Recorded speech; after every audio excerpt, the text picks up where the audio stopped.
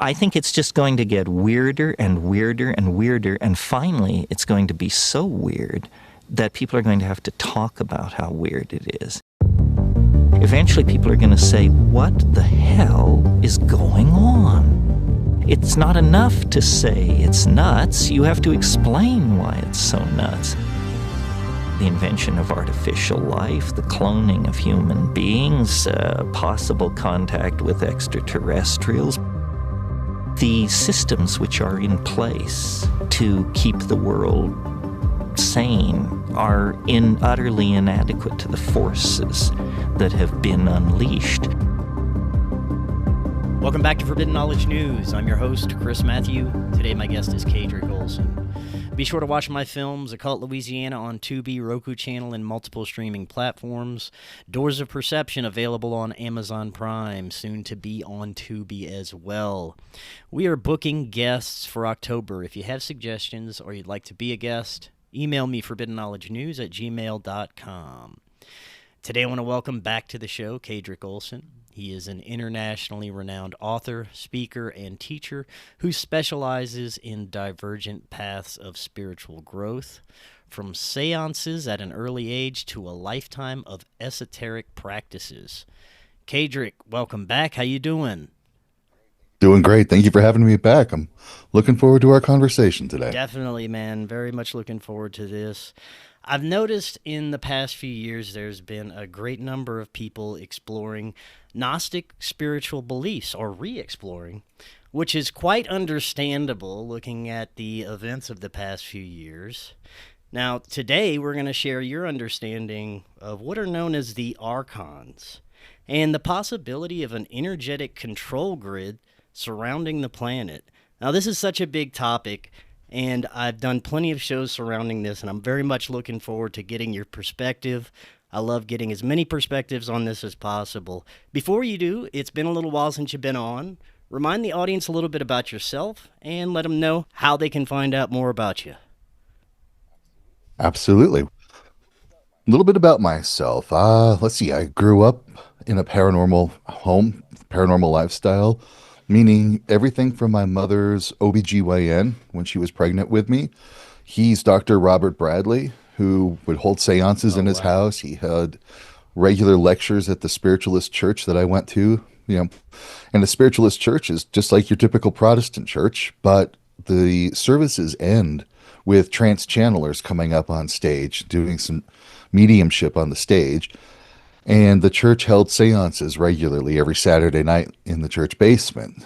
So that was a regular part of my upbringing. My mom got me into psychic development classes as a kid. Now, let me ask you, at the seances, did you experience anything that would be considered profound, any physical manifestations, things like that? Not in the church seances. They were primarily channeling. We would sit in meditation for about 20, 30 minutes, and then the channelers would open up the channel and communicate through. The church would occasionally bring in trumpets, where you could hear faint little whispers coming out of there, but they weren't really into physical mediumship. And here's the interesting thing is, well, I'll start it this way. For interacting with the paranormal, I've got 10 rules. And the primary rule is that similarities attract and perpetuate. Whatever your mindset is, whatever the setting is you set up, is what you'll draw to you. And because this was in a church setting, because we went into a meditation, because we raised the energy to a higher level, only higher level beings could come through. Only higher level beings could communicate. So nothing could go awry, nothing could go bad, and nothing ever did, despite me being scared to death because of, I loved horror movies even as a kid. And it was hard to reconcile what I was seeing in the movies versus what I was experiencing in real life. That took a few years to get used to that dichotomy. But no, they were just the conveyance of information. And that's one of the things I like to impress upon people is that the movies and the TV shows, even the ghost hunter TV shows, paranormal investigator shows, tend to exaggerate circumstances to the point where people think that they've never had a paranormal experience because they're expecting a disembodied voice yelling to get out or banging on the walls or a book flying across the room, when a vast majority of a paranormal experiences, you tend to know something. You don't know how you know it, but you know it. Or you get this feeling, this memory of hanging out with grandma, and you get this warm, fuzzy feeling. Those are actual paranormal experiences. And of all of the seances I've been to, all of the seances that I've conducted, the seances I've taught people how to do, they would make for a very boring movie or very boring TV show because it's not like what you see at all in the media. It's very subdued, it's very calm, very peaceful, but very enlightening at the same time. When it comes to what we're going to be discussing today, as I mentioned in my intro, I've noticed a lot of people looking at Gnosticism, researching the spiritual beliefs, and in my perspective, it's pretty understandable. We've had some very interesting things unfold over the past few years that has changed people's awareness, gotten people to start looking at reality in a different way. Have you noticed the same thing, that people are starting to question the nature of reality, and there seems to be some dark force that has control at a high level? Absolutely. And I think that's due to more of humanity becoming more aware. I really blame a huge chunk of the dark forces taking over everything on the Middle Ages. Because when Christianity came into very strong power in the Middle Ages, they shut down as hard as they could any of the indigenous practices, any of the natural religions where people were living with spiritual beings. They considered land spirits, ancestors, all sorts of spiritual beings to be their neighbors, something that they coexisted with peacefully, harmoniously. Sure, there were some difficult moments. Sure, there were some misunderstandings and some problems, but Christianity came in and turned it all into evil, demonic, that you have to shut it down. Anybody communicating with these beings were evil, they were terrible. And plus, look at the actions of the church across the world. You know, the Crusades, the Inquisition, the witch burnings. It just brought some severe darkness onto the world and it shut people down. And then the second round of that sort of came as a double-edged sword with the invention of the scientific method. Because of course that they started questioning church doctrine with that, because they now want to test the world to see how the world works rather than just take the Bible for it. But that led to that scientific revolution where only if we can test it and validate it and prove it is it real, and it has to fit within our parameters. And so that further shut down because we don't yet have the science to fully back up paranormal experiences outside of the anecdotal. And because of that, people just say, nope, it's not real, shut down, let's make fun of it, let's tease people, and if not, therefore it's evil, let's cut it out, shut our abilities down. Now we get into the modern age, and people are starting to awaken. People are starting to become more aware of their own abilities. They're more aware of the subtle realities around them, which is causing them to question, like, wait, these weren't my thoughts. Wait, that wasn't something normal. That isn't happening here. So while we had this shutdown at a global scale, some of these things sort of crept in and became a little bit more prevalent. They were always there, but they became a little more prevalent due to our forced naivety, due to our forced blocking of our abilities and our awareness. And now that we're becoming online more and more, people are going, uh-oh, something's here, something we got to take care of. We got to be aware of this. But what do we do about it? And that's where we have to be careful of the fear-based narratives that are continuing to shut down, saying, no, this is, the Ouija board is evil. Don't touch it. Don't do anything with that one. Oh no, there are these reptilian forces. There's these archonic forces taking over. Just go peace, love, and light. Shut it down. Get away from it. Where we got to bring more awareness. We got to bring our own higher mind to this so that we can get away from those fear-based narratives continuing to keep us shut down and keeping a hold on the rest of the world through those fear-based So narratives. this is very interesting. You're saying during the Middle Ages, when Christianity was coming into power across the planet, that we had symbiotic relationships with the spirit realm, and it was shut down and demonized, and this negative energy started permeating the planet because of the oppression that was happening, and that allowed negative forces to come in and take over as a sort of parasite in the consciousness of humanity. Would you say that's accurate? Absolutely.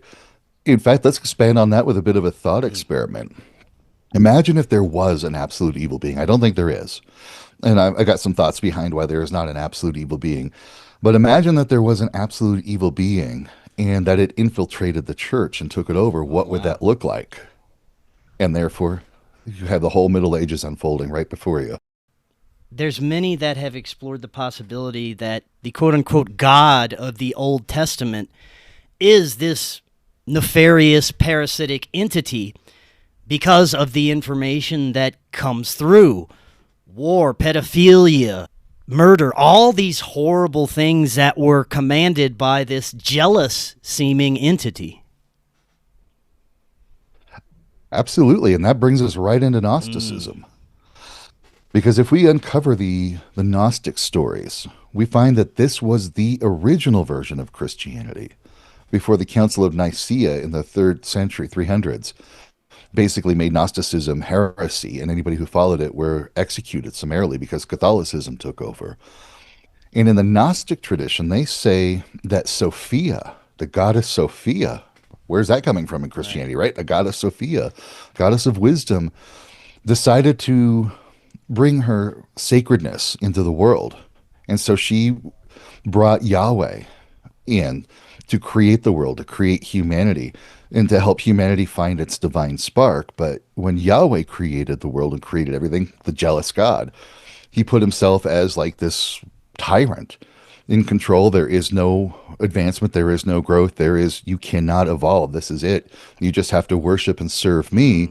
And Sophia was like, no, that's not okay. We can't do that. So that's where we get the serpent from. And remember, until Middle Ages and Christianity, the serpent was a symbol of wisdom. It was a symbol of higher spiritual growth. And so the serpent came into the Garden of Eden to allow these human beings to access their divine spark, to awaken. And that's what Lucifer is. Lucifer didn't become an evil being until the 1700s. But we'll get to that if we need to. But Lucifer at that time period was actually equated, and you can find poems that will show you this, that Lucifer and the Christ were one and the same. Lucifer was not an evil being, and the Christ was an example for humanity to achieve divine being in the world. The Christ was fueling that divine spark, putting it into flame so that you could become a sacred being living in the world. Think of like a Buddha. Everyone has the potential to be a Buddha. They just need to do their spiritual work. They need to do their growth. They hit that moment of enlightenment. They awaken. That's what the Christ is. And that was what the original form of Gnosticism was about, not salvation by submission to a single being, but by using that Christ, Yeshua ben Yusuf, what now we call Jesus, as an example for our own spiritual growth so that we can fuel that divine spark and grow. But that is a big no-no to the Catholic Church because you have to submit, you have to, look for salvation from them because you were an evil being already because of the original sin, which didn't exist in the Gnostic tradition. And that's also where the Archons come in. Those are the Archons that work with Yahweh to shut down humanity, keep us dumbed down basically, keep us submissive, keep us afraid, keep us reliant and compliant. And that is the motivation of Yahweh, according to Gnosticism, whereas the Christ is about awakening and moving into that higher sense of being for yourself. Well, let's explore the concept of the Archons a bit more. If you look at the biblical narrative, they are fallen angels that came to corrupt humanity, teach humanity forbidden knowledge, and this is what led to the current state that we're in now. But they are still these disembodied spirits that whisper in humanity's ears and cause evil on the planet. But what are we really looking at here? That's a very good question. These could be transdimensional entities, beings that come from another parallel reality that thrive on fear, that thrive on suffering. And that we'll set this as kind of the baseline of where my view of this goes, is that every emotion we feel, every thought we feel, every belief we have, not only has a biochemical component, neurotransmitters, hormones, and that sort of thing, but it also has an energy expression, energetic expression. You know, anger is an energy. Fear, love, all of these are energies that we can express, and they fill the environment around us. So you can fill a room full of love. You know, you see a home full of love or a home full of negativity, you know, depending on what the people are like when they're living there. And in the archonic realms, that's called loosh. That fear, that suffering, that negative energy is called loosh. And archons work a little bit different than some of the other entities because they work on a global scale, even a mass scale, communities. And the way I like to look at archonic influence is for zeitgeist, you know, the spirit of the times. Those are the forces that can rile us up at a mass level so that we all have to get together and stop them. You know, it's us versus them. So we have to go get them before they get us. It's what convinces us to demonize another population of people on the planet, another community, even if it's a football team, you know, a rival football team. You know, I will chalk up the genocide in Rwanda to this. You know, you're a Hutu. No, you're a Tutsi. Okay, let's kill each other over that. And so they'll stir up that zeitgeist so that the mass swath of people will just generate the suffering. And even in some of these genocide situations, they don't care if the peacekeepers come in because the peacekeepers are coming in with weapons and tanks and guns and all that sort of stuff to basically continue the suffering, continue the warfare. And that's what these beings are very much into. And they have different faces. You know, of course, there are these archons, which the word archon means ruler, which I find very fascinating. The word anarchy is without rulers. So it's very interesting that anarchy is sort of like self-development, self-reliance, independence, not destroy the government. That's completely different. That's another narrative that's out there. But these archons are trying to rule over humanity. And one of the faces they've taken, even since some of the ancient cultures, are these reptilian beings that come in disguised as human beings. They're these reptilian aliens. And we see that even in modern day, people saying that there are reptilian beings influencing Congress, influencing financial institutions, corporations at a mass scale that are doing things that are detrimental to humanity. I'm a follower of the Norse tradition. That's been my path since I was a teenager. And in the Norse tradition, these are called Thurs, Thurs, where they're a type of giant that just stirs up strife and destruction. And they do it for their own benefit because as long as we're suffering, as long as we're anger and fear and hatred, that's the kind of energy they thrive on. And they fuel us to continue to fuel them. So these beings can take human form. Is it that they have access to a human through possession of some sort, or are they manipulating energy and the physical realm in order to manifest in some way? That's a great question because the answer is all of the above. I want you to sort of think of it like a slippery slope, that they come into the energetic influence of a political leader, let's say, and all they're doing is just putting some fear energy into the room, putting some anxiety energy into the room, some aggression energy. That's all they're doing. So now that political leader is a little juiced up. They're a little more anxious. They're a little bit more aggressive. And then they start taking actions. They start saying words that are based on that energetic influence that they're getting. And that starts generating that energy. And then the whispers start. Oh, hey, how about you try this? Ooh, no, look at what he's saying. That's completely wrong. Oh, look at those guys over there. They're trying to get you. Those whispers start. And when they've got that emotional, energetic influence, and then those whispers go in, they start doing things and they start building up their influence of other people. And then they start getting on the news media and social media, start building up that zeitgeist, and that energy just spreads. It just kind of fans out from that source. So it starts off very subtly, but then it builds up And it eventually gets to the point where, let's say, this entity and that political leader are one. Their energies merge, and that we would call possession. And that is what some of the ancient tales would say is a human being that is really a reptilian in disguise or an archon in disguise, because that's kind of what it is.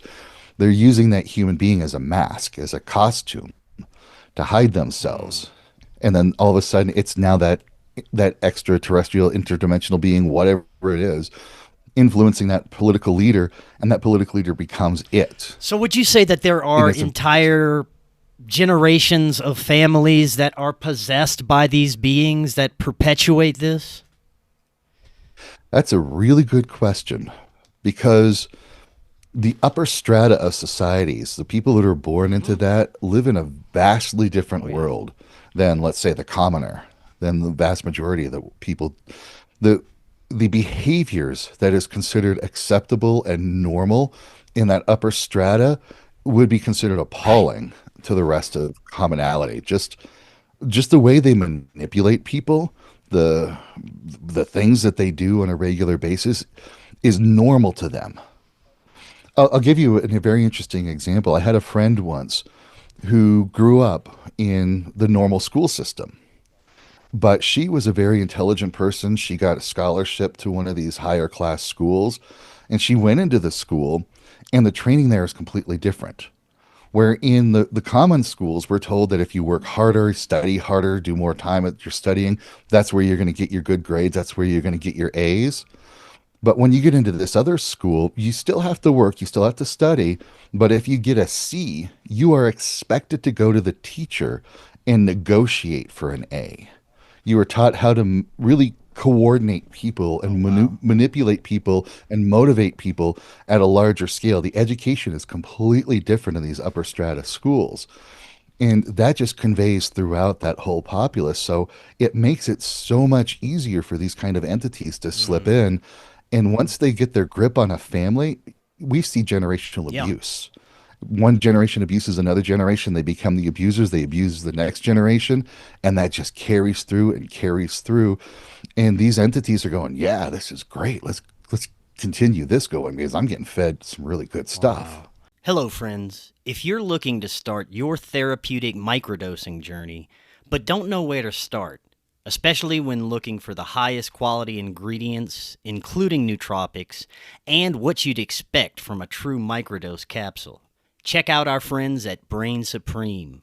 They offer the absolute highest quality ingredients so you can start your microdosing journey knowing that you're getting top-notch ingredients.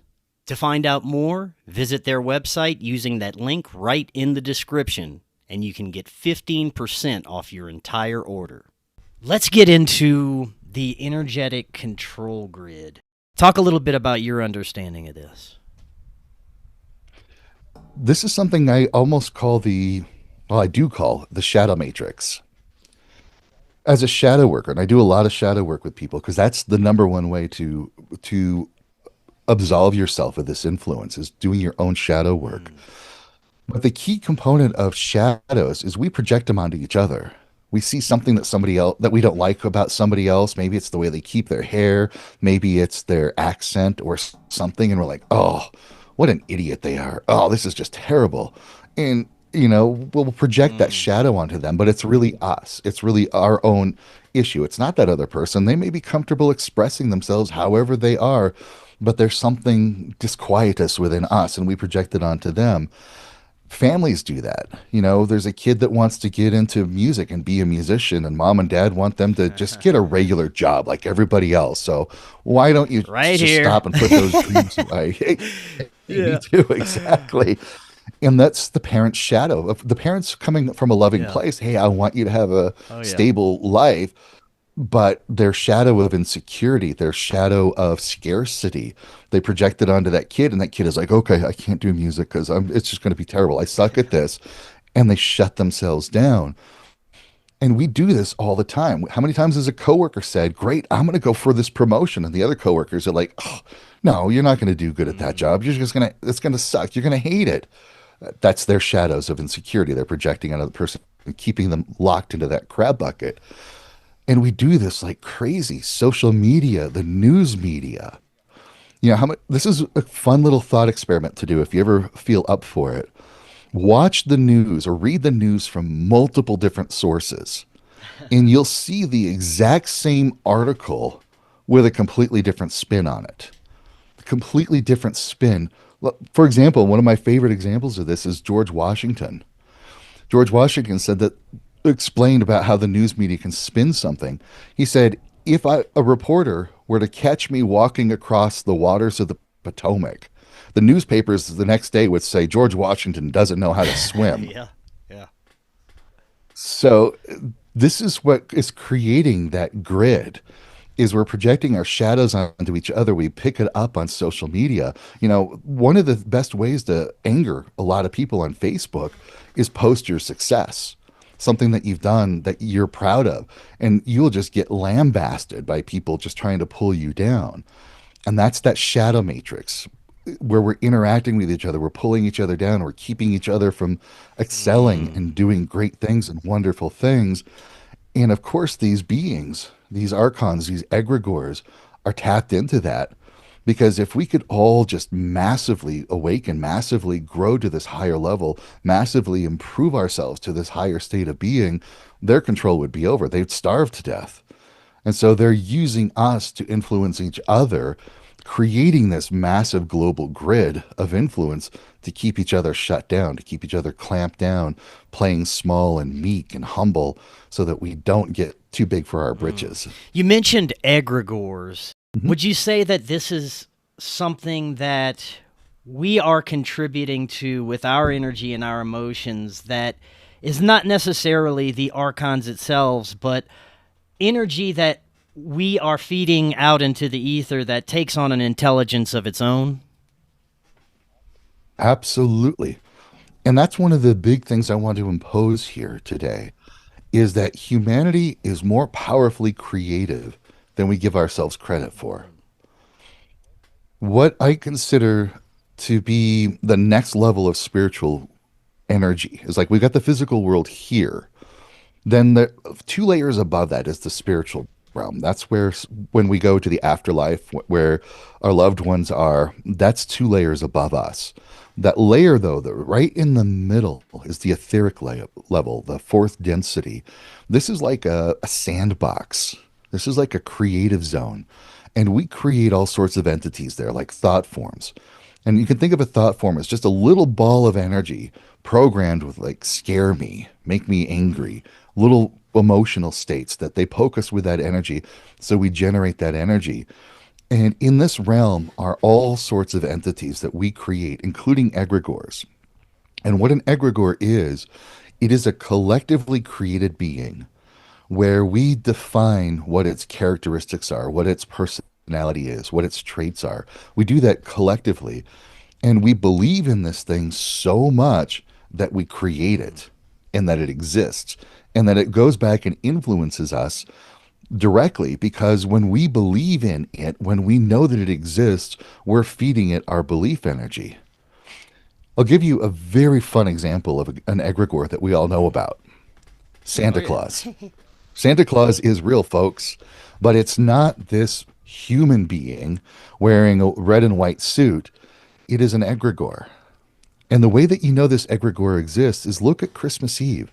There's that little crispness, that little bit of magic that's in the air, where we're just a little bit more generous, we're a little bit more giving. There's a little bit more happiness in the air.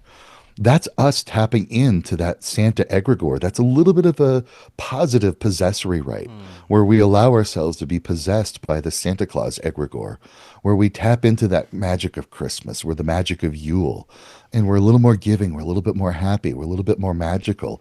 So Santa Claus is very real, but it's an egregore that can influence the whole world in one night. And that's how it can visit everybody in the world overnight, not because of some weird, time dilation effect or anything like that. It's because time doesn't exist in these realms. And so that's an example of an egregore. But now imagine an egregore that can influence a culture or a community.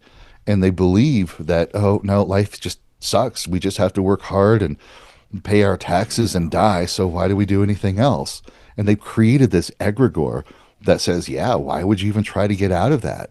And anybody who says, no, hey, I have potential, I can grow out of this, they might get beat up. They might get attacked. They might get pulled back down because how dare you try to get out of the system? How dare you show us to be weak and inferior because you were able to get out of this? No, we're all in this together. And so that egregore is just feeding off of that misery and that complacency of getting stuck in there. And we created that. That came from us. That came from that toil, that struggle of like, no, it does suck. Because how many times have we heard that you're born, you pay taxes, you die. All you're supposed to do is just go to work, and everyone's supposed to hate your job. No, that's a big belief, isn't it? You're supposed to hate your job. And what about those people that love their jobs and think it's great? People are like, wow, what a weirdo, what a freak he is. They make fun of him because he likes his job. Because we're supposed to hate our job. Now, we're supposed to love the weekend. We're supposed to can't wait for the weekend to come. So we're sleeping 8 hours a day. We're at work 8 hours a day, hoping that 1/3 of our life goes faster so we get to the weekend. That's feeding that egregore, that negativity that we created because we're supposed to hate our job. And now it's feeding that back to us.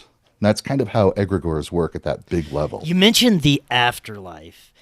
This is a big concept when it comes to Gnostic understandings, especially if you listen to some of the modern researchers like David Icke, who believe that there is this afterlife trap that when you die, you are greeted by the Archons that disguise themselves as your family members and force you into a life review so that you can just come back and be fed off of again for another lifetime. This is extremely depressing to me, but I'd love to get your understanding of, is that accurate, or do we have access to the real afterlife?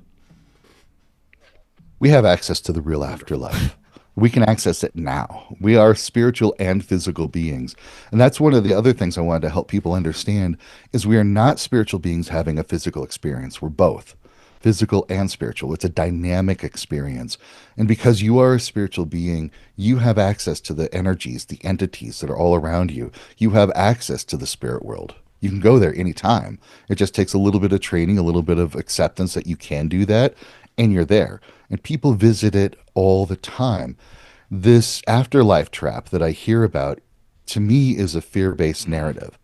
You know, I've been going back and forth between the afterlife, the spiritual world, and this world since I was a kid. You know, I've had my guides take me on a tour there, different ways. I can go there now. There is no trap, except if you believe there is one. And this is what shows up quite a bit, is people believe there's a hell. There is no eternal punishment, by the way. People believe there's a hell. They believe there's a trap. That belief is powerful. And a person will create a reality for themselves where they think they're in hell. They think they're being tormented. They think they've been trapped by the Archons. They think that they've been locked in. But really, they're in a safe place. They're being taken care of. They're being watched over. There are helpers there that are ready for like a glimmer of hope to come up. And then they whisper like, hey, yeah, it doesn't have to be like that. Do you want to know a path out of there?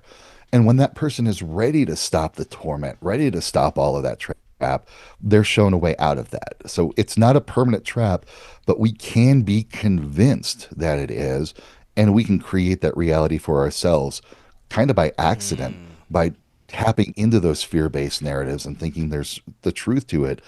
But in my years of experience in this lifetime, there is no such thing as a trap. There is no such thing as eternal torment. There is just your will and what you are willing to accept for yourself. Wow. Now, speaking of trying to get humanity to create a reality that is not natural, that is desired by these Archons, if you look back at our modern history, you can see these series of events that have led to where we are now. And in my perspective, it seems like they are trying to force a biblical event, an apocalyptic reality that mirrors the book of Revelation and the events that unfold biblically. Would you agree with that? Yeah, we definitely can see that. And there have been reports of people who are at levels of government trying to purposefully invoke certain biblical events, that we see in Revelation, such as whatever goes on with Israel, Right. whatever, like Israel's supposed to be doing this and supposed to be doing that.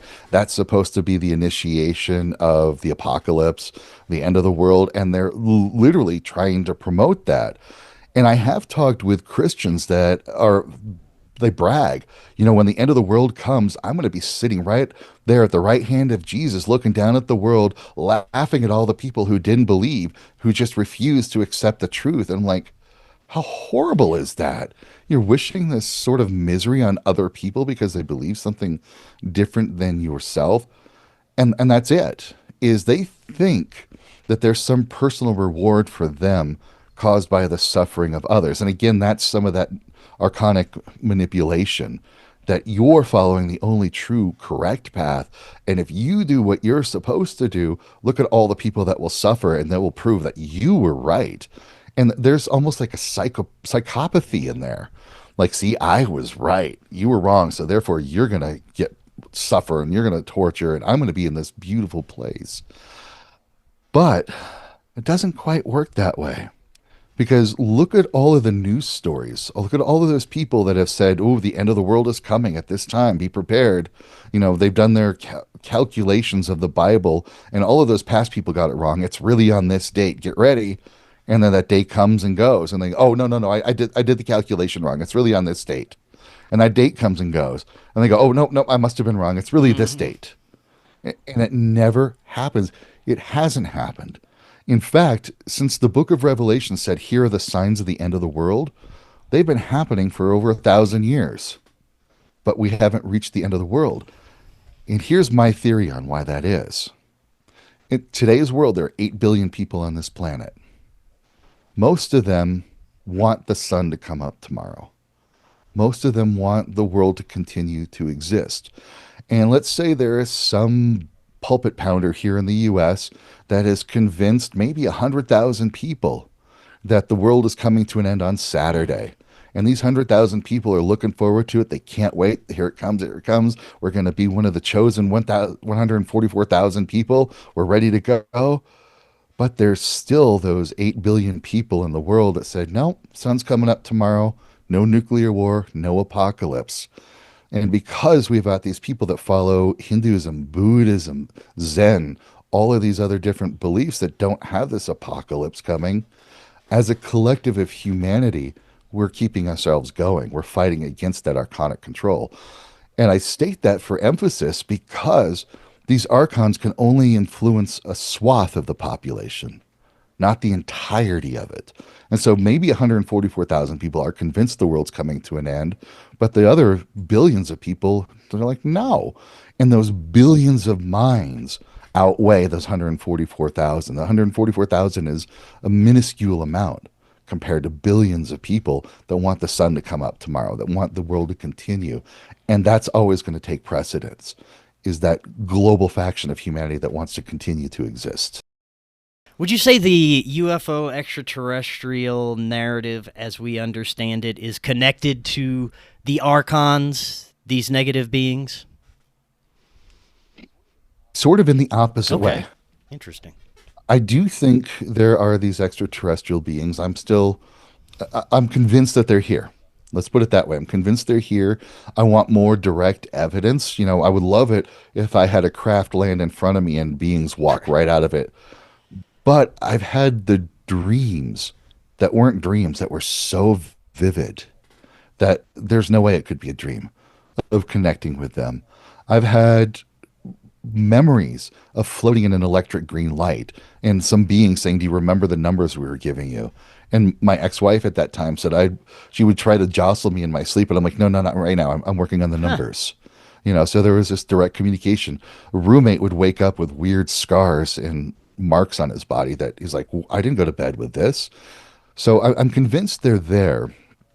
But my interaction with these entities and talking with people who've had interactions with them, like my clients, these beings show up like crazy with my clients. They are here to influence. They can't control. They can't demand, but they're here to influence individual people, to help wake up individual people, to move people out of the fear-based narratives, to get beyond this archonic control so that individually we're affecting the collective unconscious. So that as a person is doing their shadow work, they're doing their spiritual development, their spiritual growth, they're inserting that information and the instructions into the collective unconscious, how to break free from this negativity. And so I do think that these extraterrestrial beings are here. They can't directly influence. They can't just shut down government and say, we're taking over. They can't do that. But they can say, hey, how about this? Hey, how about you give this practice a try? What about this thought? What about that idea? And the more we explore that, the more we grow, the more we start breaking free from that. And I think that's a good reason why this is the time period where we have more and more people waking up, breaking free from those fear-based narratives, is because these extraterrestrial beings are guiding and influencing and teaching individuals how to rise above that. When we try to understand what the world looked like before the Middle Ages, before these archonic entities took over influence of the collective, what would you say that world looked like? Oh, it was definitely violent. Let's put it that way. It was definitely a violent world. It was people struggling for whatever meager resources they could get. And they would occasionally have some pockets of prosperity, some pockets of peace. But it was definitely not a Now, peaceful this is place. before the Middle Not, Ages? Okay. yep, definitely before the Middle Ages. In fact, when we look at the history of humanity, in today's world, despite what we see in media and social media, we are in the most peaceful and prosperous time in humanity ever by a long shot. And I mean like a severe long shot, massive difference. And that is increasing. It's getting better. The world is becoming better by a massive degree. But back then, it was, individual villages, individual countries, sort of, at that time, fighting for whatever resources they could get, for whatever control they could get, and trying to figure out who they were and what their place was in the world. So, yeah, it was still violent, but it wasn't at like the level we saw at the Middle Ages, which was just unusually cruel, just unusually devastating, just ridiculous. In a sense, there may have been a sense of honor before the Middle Ages. It was like our village needs this, our people need this, these people have been taking it from us. We need to shut them down so that we can all thrive in our village. Sometimes it was that. Whereas in the Middle Ages, it was like, oh, they don't believe what we believe. Let's torture them. There were a woman with a unibrow. She's got to be a witch, so let's torture her to death. It was just Well, ridiculous. if we look at the state But of our reality now as being under the control of these archonic influences, and we can attribute a lot of the negative activity and horrible things to this influence, was there a worse influence before the Middle Ages that was causing it to be in that state? I wouldn't say worse, but I would say it was more scattered because populations were a lot less dense. They were smaller, but they would still be there. There would still be that being that would come in and like, oh, that village, they're coming to take your stuff. You better burn them down before they get you. It was still there.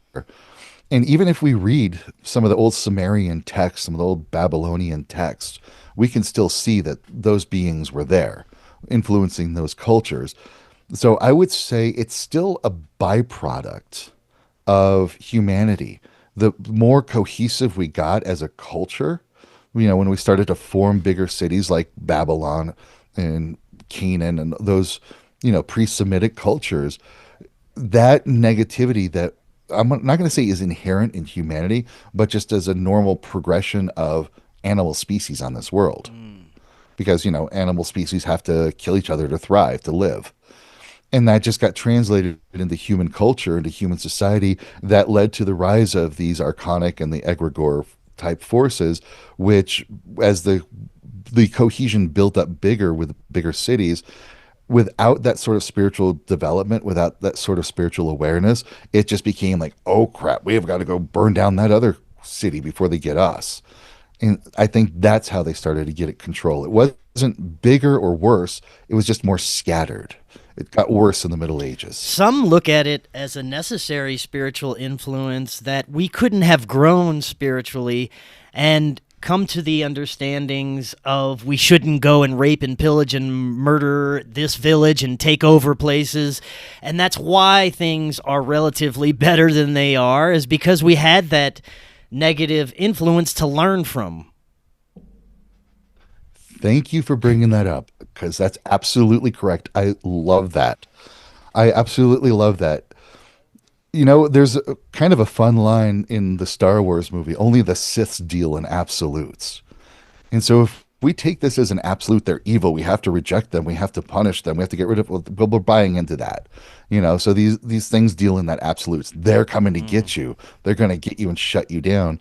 And even if we buy into the absolutes that these things are evil, we have to repel them, we're buying into their narrative.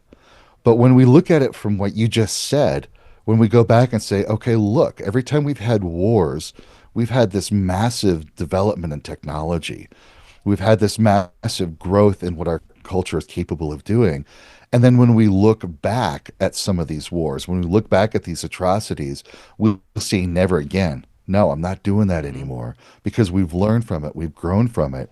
You know, my personal belief is that when I look at the past presidents that we've had, anytime we've had a president that served in the military, they've not started another war. They've not started any problems like that because they know how awful and brutal war is, and they're not about to start it. But it seems like anytime we've had somebody that was in business, like a businessman gets in there, they're like, oh, there's resources over there. We need to get it. Oh, let's start a war. And so, yeah, I do think that a lot of this darkness that has hit the world has helped us find that light through that contrast of saying, no more. We're done with that. So, like, even with some of the current wars that were going on, there are news stories about how people are refusing to engage with it. They're refusing to fight because they know the brutality, they know the horror of it, and they don't want to do that ever again. So you're right. Those dark forces are helping us improve as long as we can look back at it without absolutes.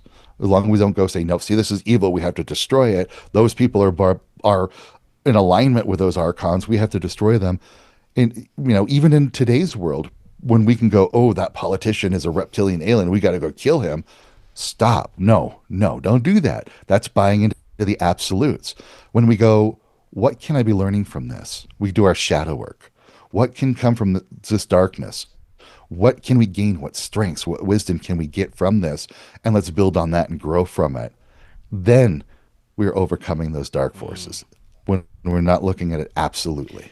Something that humanity is going to have to basically live with for the foreseeable future is artificial intelligence. There's a lot of concerns. I get concerned about it. There's some strange things that have been coming out, strange stories about AI and the relationships and the information that's coming out.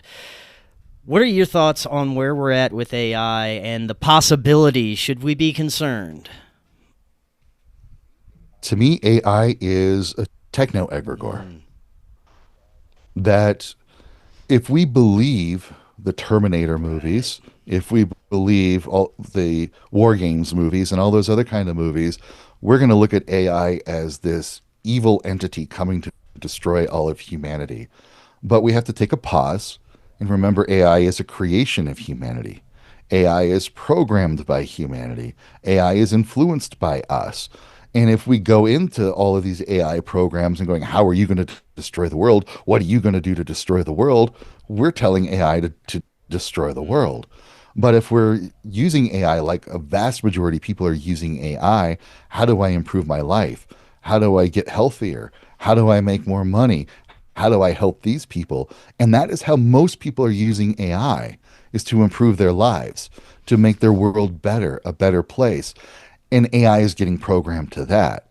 And I think when we get general artificial intelligence online, that's going to be a continued reflection of that. I kind of had a vision of the future when AI is fully online. We are in a completely different place. For example, when you want to watch a movie, you'll actually download a prompt. somebody who sat and wrote a prompt for a movie. And if you were to feed that prompt into one AI generator, you would get the full 2 hour movie. But every time you feed that prompt in, it would still be the same movie, but just slightly different every time. Slightly different views, slightly different things. But then you feed it into another AI generator, and you'll still get mostly the same movie, but it'll still be different. And so, what that's going to teach us is that flexibility, that mutability of the world. It's like here we can have these instructions, but the world is changing. And it will also allow us to be more creative. You see, one of the big changes that happened with human consciousness, with the development of the internet, is we now don't retain information. We retain where the information is. Because if we were to go back in time 100 years, the average person through their entire lifetime had access to the amount of information that we get in a daily newspaper. That was their entire lifetime. So they could retain that information. They could make use of it. They could recall that information. But that is a daily newspaper for us. And with the internet making information vast and available to everybody, we can't retain information. We know where to find it, though. When you get to the AI and AI being everywhere, it's going to be like, how do I access information? What do I do with it? We're going to be more creative in our application with it. The world is going to be vastly different. I think it's going to be a much better place. I don't think AI is here to control and dominate, because it goes back to that 144,000 people want the end of the world, but 8 billion want the world to continue.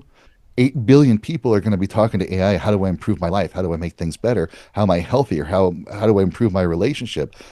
And that's what AI is going to be focused on, is how do we make humanity better? Because that's what most people want.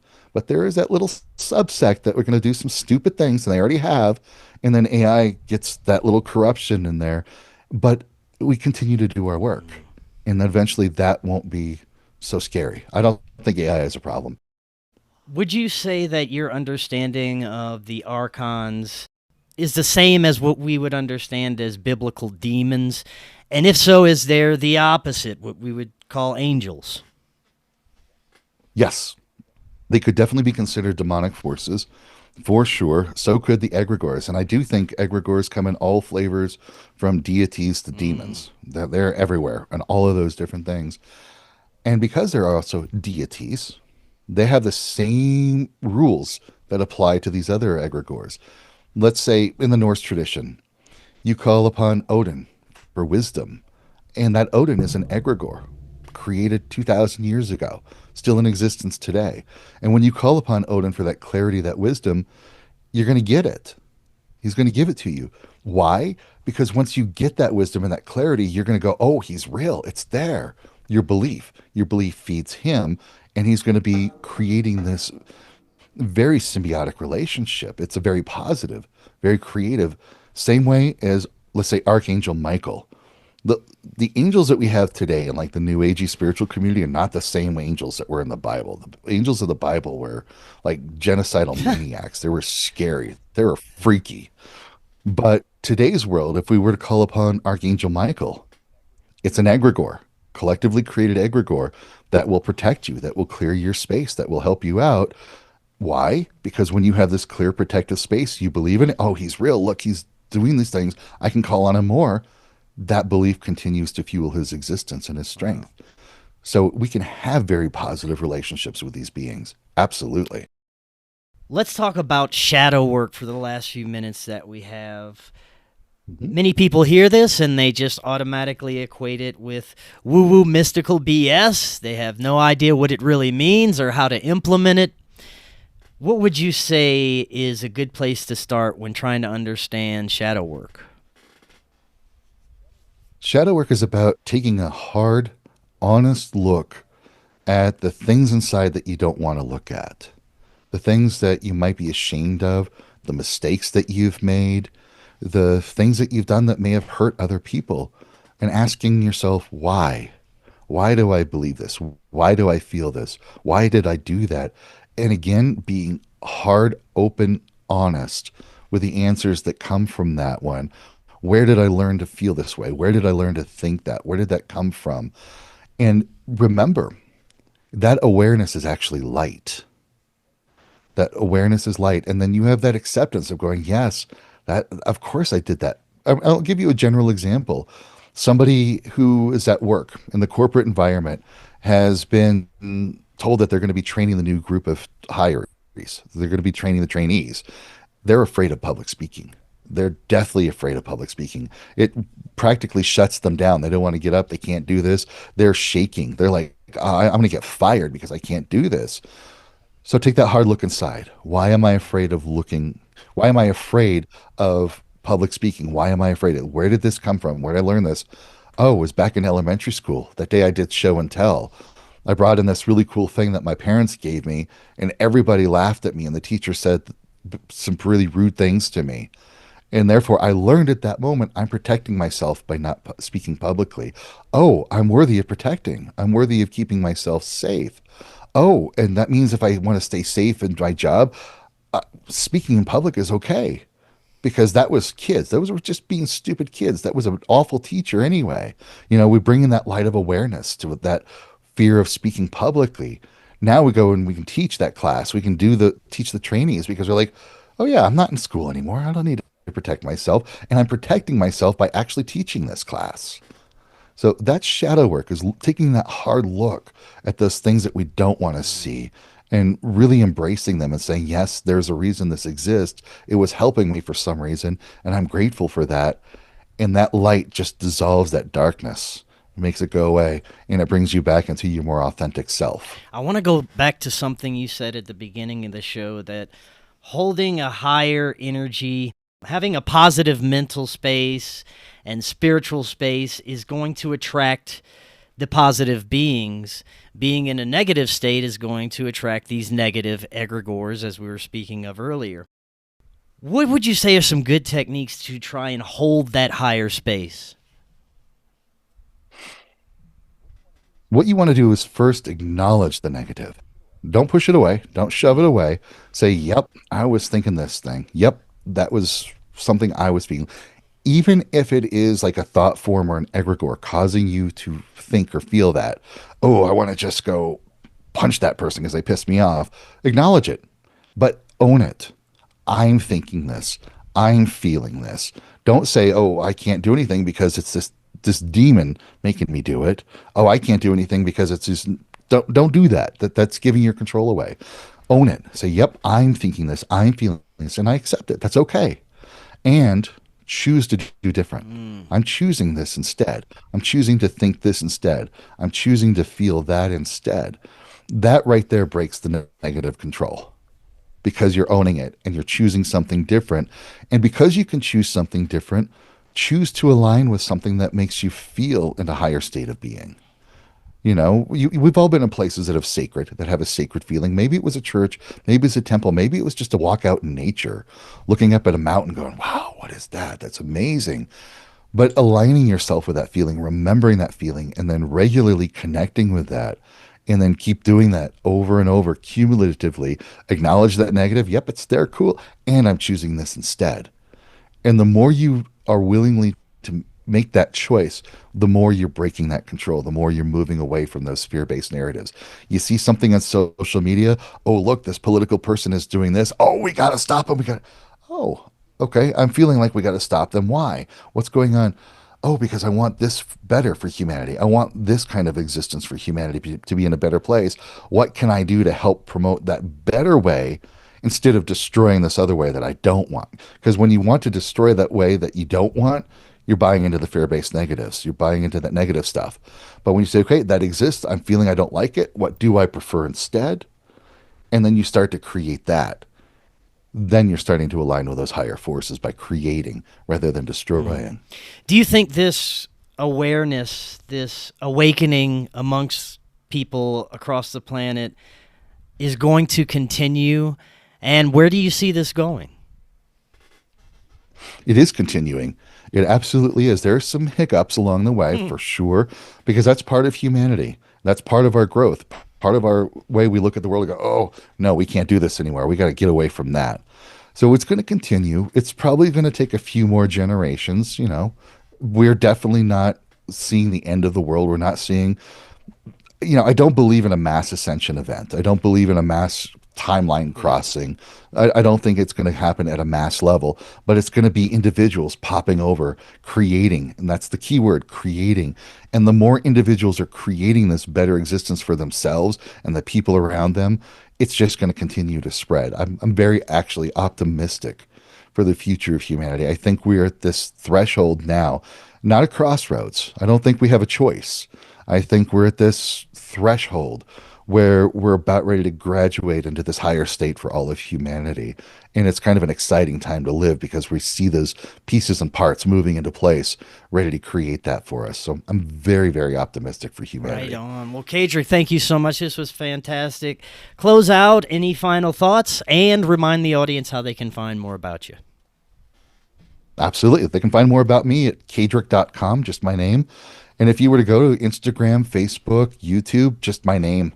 My name opens up a lot of doors. It's a key. Think of my name, Kaedrich, as a key to open a lot of those doors to get more of that information. And the last thoughts is just be open and aware. Don't think in absolutes. Look at the possibilities, even from the negativities. Even if you see something that is triggering you into like this, oh, we got to stop them state, go, cool, why? And I do mean that. Have that almost flippant attitude. Cool. Why am I feeling this? What's going on? What does that mean about me? What would I prefer instead? And that will help keep aligning you to that state of being that you want. Because if we destroy, we're just going to be destroying. But if you can create something that works and something that's new and that is much better, the old way will fall apart through attrition. So we don't have to destroy. We want to be creating something new and better and continue creating. Right on. Kaedrich, thank you so much. Definitely have to do this again. And until next time, everyone, have an excellent evening. We'll talk again tomorrow. We'll see y'all then.